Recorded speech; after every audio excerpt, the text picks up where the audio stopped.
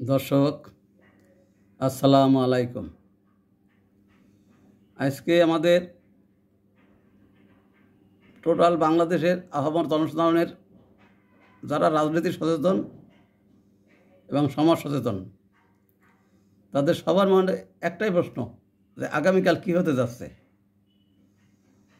আসলে এ প্রসঙ্গে আমি দু একটা কথা বলবো। ছাত্র সমন্বয়কদের বিরাট একটা আন্দোলনের ফসল আওয়ামী লীগের পতন। সেটা আমি আগেও বলেছি, এটা অনিবার্য ছিল। কারণ আওয়ামী লীগ এর এই শাসন যারা নিরপেক্ষভাবে আওয়ামী লীগের সমর্থক বা যারা ওই রকমের রাজনীতির কুটচালে অভিজ্ঞ না বা ওই রকম পছন্দ করে না, তাদেরও আওয়ামী লীগের এই কার্যকলাপ পছন্দ হয় নাই। এরা আওয়ামী লীগের সীমিত কিছু নেতার এই অতি উৎসাহী মনোভাবের কারণে এই প্রধানমন্ত্রীকে বিভিন্নভাবে কানে পরামর্শ দিয়ে দিয়ে এই অবস্থা তৈরি করে রেখেছিল, তার পরিণতি একটা আসছে একভাবে।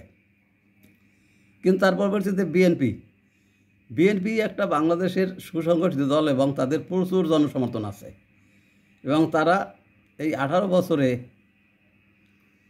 এত তাদের পার্টিকে ভাঙা, পার্টির বিভিন্ন রকমের অত্যাচার, নির্যাতন, জুলুম, এসবের ভিতরেও তারা মানে এককভাবে দাঁড়িয়ে আছে এবং তারা আগের থেকেও বেশি শক্তিতে এখন জনগণের সামনে আসছেন।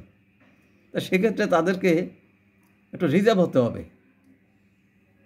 কেউ দেশের প্রচণ্ড সমস্যা আসছে সাবোটাস তৈরি করে আবার সব রাজনৈতিক দলকে একসাথে ডাক দেয়, বিএনপিও সেখানে আকপাস কিছু না ভেবে ওখানে গিয়ে দাঁড়ায়। এতে হয় কি, তাদের রাজনৈতিক কিছুটা দুর্বলতা প্রকাশ পায়। কিন্তু বিএনপির সেটা করা উচিত না। তাদের যে পরিমাণ জনসমর্থন, সেই হিসেবে তাদেরকে একটু রিজার্ভ থাকা দরকার। আবার এদিকে ছাত্র সমন্বয়ক তারা একটা বিরাট রকমের ত্যাগতিকা স্বীকার করে একটা আন্দোলন সফল করছেন। কিন্তু তারা প্রথমে বলছিলেন তারা কোনো রাজনৈতিক দল করবেন না, আবার বলতেছেন রাজনৈতিক দল করবেন, আবার বলতেছেন করবেন না। এই যে বিভিন্ন রকমের তাদের ক্ষণে ক্ষণে চেঞ্জ, ক্ষণে ক্ষণে তাদের মতো ভিন্নতা, এটা মানুষের মনে অনেক সংশয় তৈরি করছে। তার উপরে মানুষের যে এখন দ্রব্যমূল্যের অসাধারণ অসম্ভব রকমের বৃদ্ধি, মুদ্রাস্ফীতি, জীবন ধারণের জন্য মানুষের ব্যতিব্যস্ত অবস্থা, প্রচুর বেকার সমস্যা, তারপরে নতুন নতুন যারা বাইরে থেকে আসতেছে বেকার হয়ে, এসব সমাধানের জন্য সরকারের ওইরকম কোনো ব্যবস্থা নাই। তার উপরে বিভিন্ন রকমের যেগুলা এই মুহূর্তে দরকার না, সেই সব ইস্যুগুলো সামনে নিয়ে এসে এই যে বিতর্ক সৃষ্টি করা, চরম ইস্যুগুলো সেগুলোকে পিছনে ফেলা, পাশ কাটিয়ে দেওয়া।